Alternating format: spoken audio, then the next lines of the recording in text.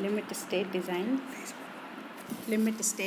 1.4 IS 800 2007 में limit state design से hot rolled steels का स्ट्रक्चरल डिज़ाइनिंग की जाती है। लिमिट स्टेट दो तरह से डिज़ाइन होती है, एक सेफ्टी से और एक सर्विसिबिलिटी क्राइटेरिया पे। सेफ्टी वाला जो है उसको अल्टीमेट लिमिट स्टेट बोलते हैं, ULS, और सर्विसिबिलिटी वाले को SLS बोलते हैं। सेफ्टी वाले के अंदर strength, yielding, buckling, fatigue fracture, sliding, overturning, failure due to excessive deformation और rupture and fracture due to fatigue, brittle fracture, ये सब क्राइटेरिया लेते हैं।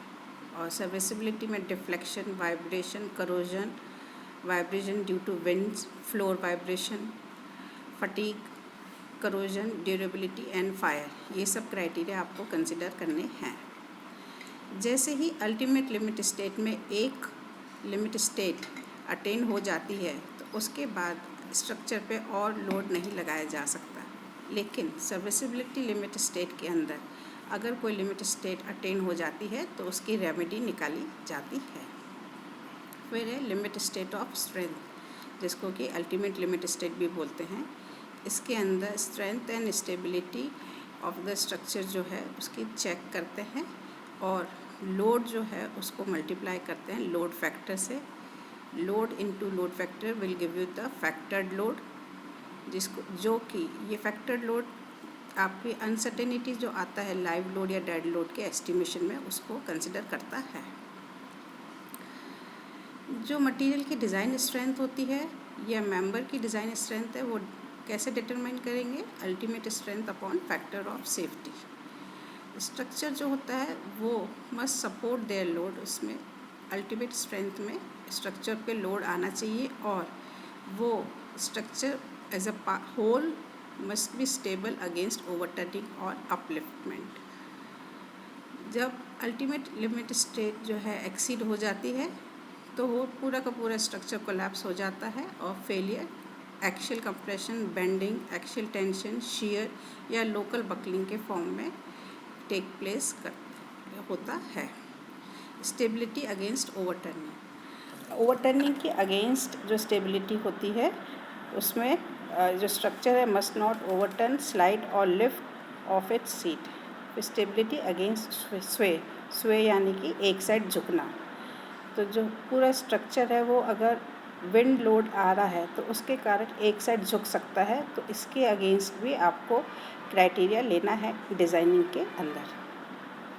फिर है फटीग यानी कि जब मटीरियल मेंबर के ऊपर रिपीटेड या ऑल्टरनेटिंग स्ट्रेसेस आते हैं तो भले ही वो स्ट्रेसेस कम हों लेकिन उनके कारण नॉर्मल यील्ड से भी कम स्ट्रेस पे फटीग फेलियर हो जाता है। तो और ये सिग्निफिकेंट होता है उन बिल्डिंग्स में जहाँ पे फ्लक्चुएटिंग लोड्स आते हैं, जैसे कि bridges, crane girder, offshore structures. और ये जो फेलियर है इसमें क्रैक फॉर्मेशन आता है। वेल्डिंग के अंदर फटीग फेलियर बहुत इंपॉर्टेंट होता है। वेल्डिंग के डिज़ाइनिंग में आपको फटीग स्ट्रेंथ ज़रूर लेनी है। बोल्टेड कनेक्शन में फटीग के कारण इतना इम्पैक्ट नहीं आता है।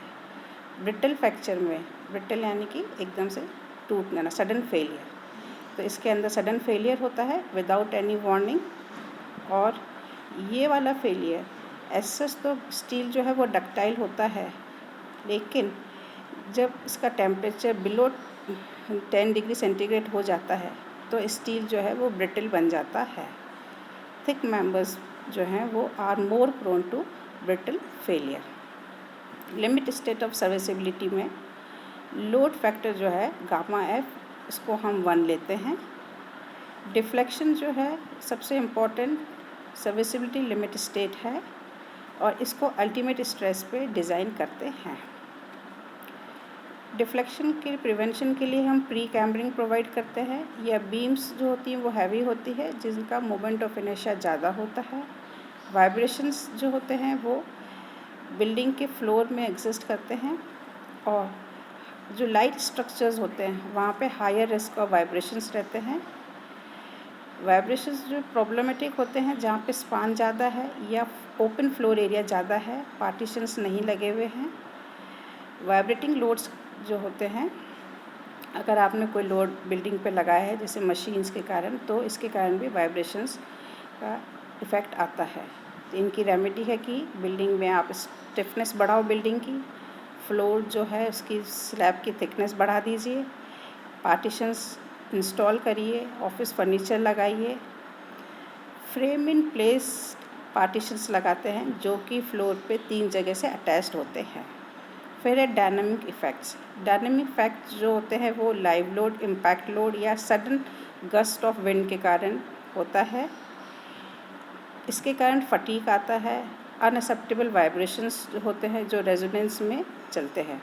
तो डायनामिक इफ़ेक्ट को ख़त्म करने के लिए हमें वो मटेरियल लगाने हैं जो रेजोनेंस नहीं प्रोड्यूस कर सकें। फिर है करोजन एंड ड्यूरेबिलिटी।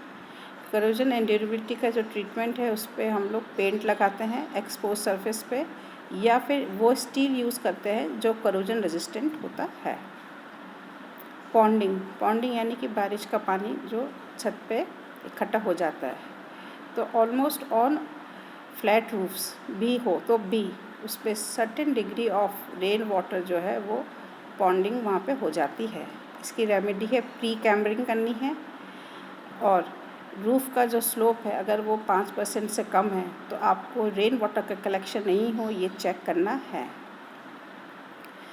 और डिज़ाइनिंग के अंदर हम लोग पॉन्डिंग के कारण जो एडिशनल लोड रूफ़ पे आता है उसको कंसिडर करेंगे। फायर रेजिस्टेंस, तो जैसे कि आपको पता था कि स्टील ऑल्दो इनकम्बस्टिबल है, लेकिन अगर ज़्यादा टाइम तक स्टील फायर के अंदर रहेगा तो उसके कारण उसकी स्ट्रेंथ जो कम होगी। तो इसकी जो रेमेडी है वो है कि हम स्टील स्ट्रक्चर को एनकेस करेंगे उन मेंबर्स में जो कि फायर प्रूफ होंगे, जैसे कि कंक्रीट। द फिगर में 3 तरह के मैंने आपको दिखाए हैं, solid casing, hollow casing and profile casing.